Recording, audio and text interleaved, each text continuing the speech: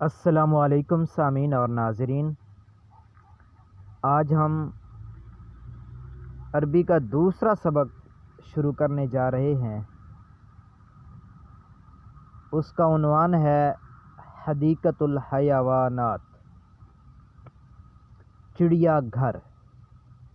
سب سے اوپر آپ اسکرین پر دیکھ رہے ہیں لکھا ہوا ہے الدرس الثانی، اس کا معنی ہے دوسرا سبق۔ الدرس سبق کو کہتے ہیں، الثانی دوسرا۔ یہ جو ترکیب ہے اس ترکیب کو ترکیب توصیفی یعنی مرکب توصیفی کہتے ہیں، کہ پہلا اسم الدرس ہے، یہ موصوف ہے، الثانی اس کی صفت ہے۔ ہم پچھلے اسباق میں بھی پڑھ چکے ہیں کہ موصوف صفت میں مطابقت ہوتی ہے۔ اگر موصوف معرفہ ہے تو اس کی صفت بھی معرفہ، موصوف نکرہ ہے تو اس کی صفت بھی نکرہ، اگر موصوف مفرد ہے تو اس کی صفت بھی مفرد، اگر موصوف مذکر ہے تو اس کی صفت بھی مذکر۔ اس میں آپ دیکھ لیں وہ تمام شرائط پائی جا رہی ہیں۔ الدرس معرفہ ہے، مفرد ہے یعنی واحد ہے، مذکر ہے، تو اسی طرح جو الثانی اس کی صفت ہے معرفہ ہے اور مذکر ہے اور مفرد بھی ہے، اور ان دونوں کا اعراب بھی ایک جیسا ہے۔ الدرس جیسا کہ یہ نظر آ رہا ہے مرفوع ہے، اس کی سین پر پیش کی علامت نظر آ رہی ہے، تو الثانی یہ بھی مرفوع ہے، گو کہ یا پہ جزم ہے لیکن اپنی حالت کے اعتبار سے یہ مرفوع ہی ہے۔ تو یہ جو ہے ترکیب توصیفی یعنی موصوف صرف مل کر مرکب توصیفی بنے۔ اس کے بعد ہے حدیقۃ الحیوانات، یہ بھی ترکیب ہے یعنی یہ بھی مرکب ہے، لیکن یہ وہ مرکب توصیفی نہیں ہے، یہ مرکب اضافی ہے۔ مرکب اضافی کی پہچان بالکل سادہ سی پہچان یہ ہے کہ جو مضاف الیہ ہوگا وہ معرفہ ہوگا اور اس کے آخر میں کسرہ یعنی زیر ہوگی، وہ مجرور ہوگا، اور جو مضاف ہے وہ عموماً نکرہ ہوگا، بلکہ لازمی طور پر نکرہ ہوگا، اور اس کی اضافت ہوگی مضاف الیہ کی طرف۔ تو اس کا ترجمہ کرتے ہوئے ہم درمیان میں کا، کے، کی یا را، رے، ری کریں گے۔ اب اس کا لفظی اگر معنی کریں تو معنی یہ ہوگا جانوروں کا پارک، جانوروں کا گھر، تو ہم اس کا اردو میں جو بامحاورہ ترجمہ کریں گے چڑیا گھر۔ تو اب یہ ذہن نشین رہے کہ الدرس الثانی یہ مرکب توصیفی ہے، اس میں موصوف اور صفت ہیں۔ حدیقۃ الحیوانات یہ مرکب اضافی ہے کہ حدیقہ مضاف ہے، الحیوانات مضاف الیہ ہے، تو مضاف اور مضاف الیہ مل کر مرکب اضافی بنتے ہیں۔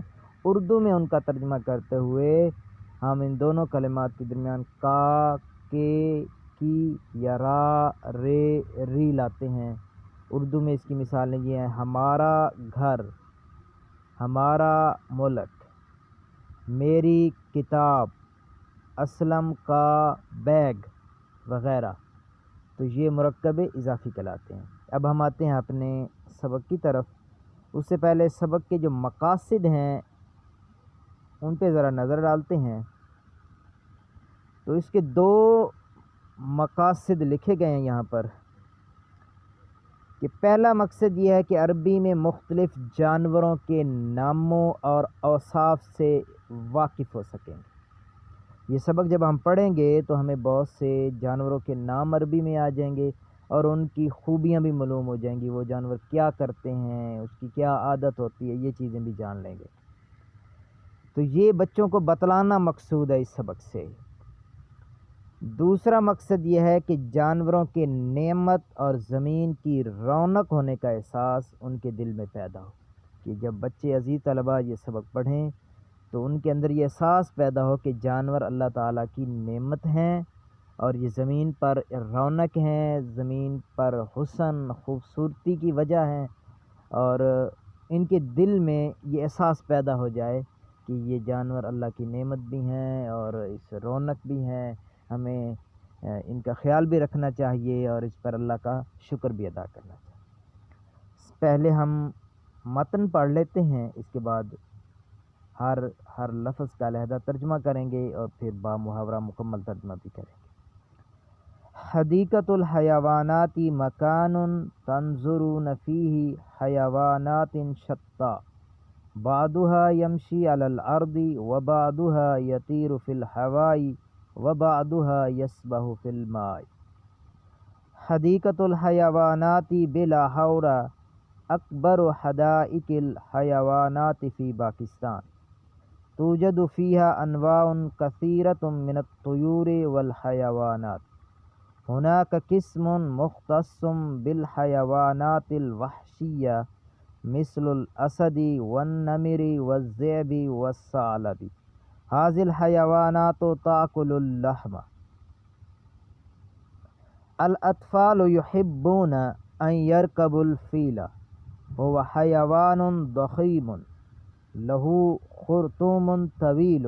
الزرافہ پڑھیں گے، زا پہ زبر ہے، الزرافۃ اطول الحیوانات لہا عنق طویل، ہی تأکل الاوراق من الاشجار، القرود تأتی بحرکات مضحکۃ ویفرح الاطفال بهذا المنظر۔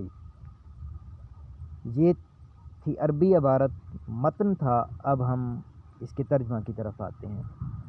حدیقۃ الحیوانات ہم پہلے پڑھ چکے ہیں، حدیقۃ الحیوانات چڑیا گھر، مکان جگہ ہے، تنظرون یہ فعل مضارع ہے، نظر ینظر دیکھنا سے، یہاں معنی ہوگا تم دیکھتے ہو، فیہ اس میں، حیوانات شتیٰ حیوانات معنی جانور، شتیٰ مختلف قسم کے، ڈفرینٹ کائنڈس۔ تو اس جملے کا معنی ہے چڑیا گھر ایسی جگہ ہے جہاں آپ مختلف قسم کے جانور دیکھتے ہیں۔ بعضها اس کا معنی ہے کچھ، یمشی علی الارض ان میں سے، یہ ہا ضمیر جو ہے اس کا معنی ان ہو جائے گا، تو بعضها کا پورا ترجمہ ہوگا ان میں سے کچھ، یمشی مشا یمشی کا معنی ہوتا ہے چلنا، تو معنی ہو جائے گا چلتے ہیں، علی پر الارض زمین، ان میں سے کچھ زمین پر چلتے ہیں، وبعضها اور واو کا معنی اور، بعضها ان میں سے کچھ، یطیرو تارا یطیرو یہ فعل ہے، اس کا معنی ہوتا ہے اڑنا، اڑتے ہیں، فی الہواء ہوا میں، ان میں سے بعض زمین پر چلتے ہیں اور بعض ہوا میں اڑتے ہیں، وبعضها یسبح فی الماء اور بعض جو ہیں اور کچھ یسبح تیرتے ہیں، فی الماء پانی پر، اور کچھ پانی میں تیرتے ہیں۔ تو یہ ان سطور کا دوبارہ ترجمہ ہم دیکھ لیتے ہیں۔ چڑیا گھر ایک ایسی جگہ ہے جہاں آپ مختلف قسم کے جانور دیکھتے ہیں، ان میں سے کچھ زمین پر چلتے ہیں، کچھ ہوا میں اڑتے ہیں اور کچھ پانی میں تیرتے ہیں۔ حدیقۃ الحیوانات چڑیا گھر بلاہور لاہور میں، لاہور کا چڑیا گھر اس کا معنی اس طرح کر لیں گے، لاہور کا چڑیا گھر اکبر، اکبر کا معنی ویسے تو ہے سب سے بڑا، لیکن یہاں ہم سیاق کلام کے اعتبار سے ترجمہ کریں گے بڑا ہے، حدائق الحیوانات چڑیا گھروں میں سے، فی پاکستان پاکستان میں، لاہور کا چڑیا گھر پاکستان کے بڑے چڑیا گھروں میں سے ایک ہے۔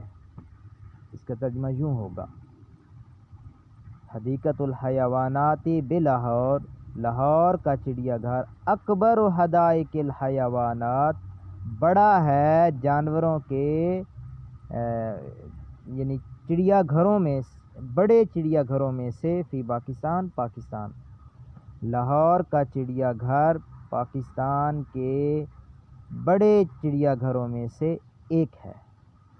توجد، یہ بھی فعل مضارع ہے، یہ فعل مضارع مجہول ہے، پائے جاتے ہیں، اس کا معنی ہم کریں گے فی ہا، فی من میں، ہا یہ ضمیر ہے، اس کا معنی اس کر لیں گے، اس میں پائے جاتی ہیں۔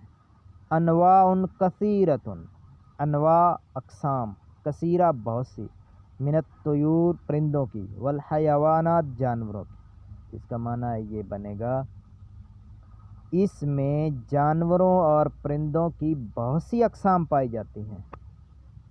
ہونا کا معنی ہوتا ہے وہاں، صرف ہونا لفظ ہو تو اس کا معنی ہوتا ہے یہاں، اور ہونا کا وہاں۔ قسم مختص بالحیوانات الوحشیہ، وہاں ایک حصہ مختص ہے بالحیوانات الوحشیہ، وحشی جانوروں، جنگلی جانوروں، وہاں ایک وحشی یعنی جنگلی جانوروں کے لیے ایک حصہ مختص ہے، ایک حصہ ہے، ایک بلاک ہے، ایک پورشن ہے جو جنگلی جانوروں کے لیے مختص ہے۔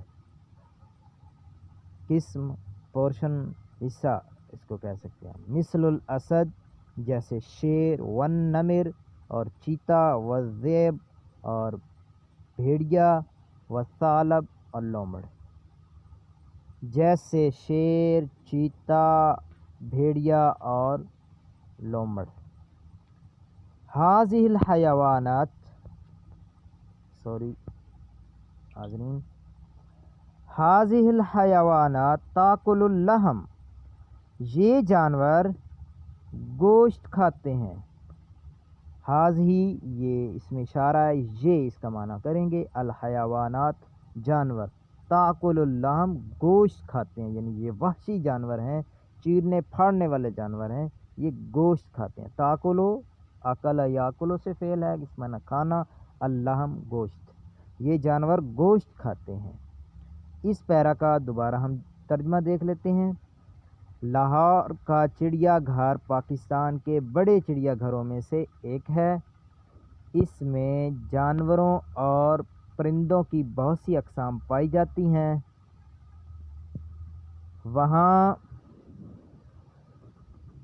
وحشی جانوروں کا ایک حصہ مختص ہے، جیسے شیر، چیتا، لومڑ اور بھیڑیا وغیرہ، یعنی وہاں وحشی جانوروں جیسے شیر، چیتا، بھیڑیا اور لومڑ جیسے جانوروں کے لیے ایک حصہ مختص ہے، یہ جانور گوشت کھاتے ہیں۔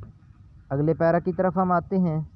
الاطفال یحبون ان یرکبوا الفیل، الاطفال طفل کی جمع ہے بچے، اس کا معنی کریں گے طفل بچہ، الاطفال بچے، یحبون یہ ورب ہے، فعل ہے، اس کا معنی ہے پسند کرتے ہیں، ان یرکبوا یہ اس کا معنی مصدری کریں گے، ان جب فعل مضارع سے پہلے ہو مصدری معنی کریں گے، یعنی یوں کریں گے سوار ہونا، الفیل ہاتھی پر، بچے ہاتھی پر سواری کرنا، سوار ہونا پسند کرتے ہیں۔ ہوا حیوان ضخیم، ہوا یہ حیوان جانور ہے، ضخیم بھاری بھرکم، یہ بھاری بھرکم جانور ہے۔ لہو خرطوم طویل، لہو اس کی، خرطوم سونڈ ہے، طویل لمبی، اس کی لمبی سونڈ ہوتی ہے۔ الزرافۃ اطول الحیوانات، زرافہ اطول یہ اس میں تفضیل ہے، اس کا معنی کہیں گے سب سے لمبا، الحیوانات جانوروں میں، یعنی زرافہ سب سے لمبا جانور ہے۔ لہا عنق طویل، اس کی لمبی گردن ہوتی ہے۔ لہا، پیچھے لہو ہم نے پڑھا، یہاں لہا ہے، تو یہ مذکر و مؤنث کا فرق ہے، کیونکہ الزرافہ یہ مؤنث ہے کلمہ، اس کے آخر میں گول تا ہے، جب جس کلمہ کے آخر میں گول تا ہو تو وہ مؤنث ہوتا ہے، تو اس اعتبار سے یہاں اس کے لیے جو ضمیر لائے ہیں وہ مؤنث لائے ہیں۔ لہا عنقن طویل، اس کی لمبی گردن ہے۔ ہی تاکل الاوراق من الاشجار، یہ ہیا اس کے لیے کیونکہ یہ مؤنث ہے تو اس کے لیے ضمیر بھی مؤنث والی لے کر آئے ہیں۔ یہ تاکل و کھاتا ہے، عربی کے اعتبار سے یہ مؤنث ہے، لیکن ہم نے اردو میں ترجمہ کرتے ہوئے اس کو مذکر ہی کرنا ہے، کیونکہ اردو میں ہم اس کو مذکر بولتے ہیں۔ ہی تاکل الاوراق من الاشجار، یہ پتے کھاتا ہے درختوں کے، یہ درختوں کے پتے کھاتا ہے۔ الاوراق پتے ہم پچھلے سبق میں بھی پڑھ چکے ہیں۔ القرود تاتی بحرکات مضحکۃ، القرود یہ قرآن پاک میں بھی لفظ آیا ہے، قردۃ اور کردن، کرد بندر کو کہتے ہیں، القرود اس کی جمع ہے، قردۃ یہ بھی اس کی جمع ہے، اس کا معنی ہے بندر۔ القرود بندر، تاتی بحرکات لفظی معنی تو یہ ہے کہ لاتے ہیں حرکتیں، تو اس کا با محاورہ معنی ہوگا حرکتیں کرتے ہیں، مضحکہ بڑی مضحکہ خیز، بڑی فنی حرکتیں کرتے ہیں، مزاحیہ حرکتیں کرتے ہیں۔ بندر بڑی مزاحیہ حرکتیں، مضحکہ خیز حرکتیں کرتے ہیں۔ وَيَفْرَحُ فرحہ، فرحہ یفرح معنی خوش ہونا، اور خوش ہوتے ہیں الاطفال بچے، بہذا المنظر اس منظر سے، اور بچے اس منظر سے خوش ہوتے ہیں۔ اس پیرا کا دوبارہ ترجمہ جلدی سے دیکھ لیتے ہیں۔ بچے ہاتھی پہ سوار ہونا پسند کرتے ہیں، یا ہاتھی پہ سواری کرنا پسند کرتے ہیں۔ یہ بھاری بھرکم جانور ہے، اس کی لمبی سونڈ ہوتی ہے۔ زرافہ سب سے لمبا جانور ہے، اس کی لمبی گردن ہوتی ہے، یہ درختوں کے پتے کھاتا ہے۔ بندر مضحکہ خیز حرکتیں کرتے ہیں، اور بچے اس منظر سے خوش ہوتے ہیں۔ تو سبق کے اگلا حصہ جو ہے ہم اگلی ویڈیو میں پیش کریں گے۔ تب تک کے لیے اللہ حافظ، اپنا بہت سا خیال رکھیے گا۔ اگر یہ ویڈیو آپ کو اچھی لگے تو ہمارے چینل کو سبسکرائب کرنا نہ بھولیے گا۔ بہت شکریہ، اللہ حافظ۔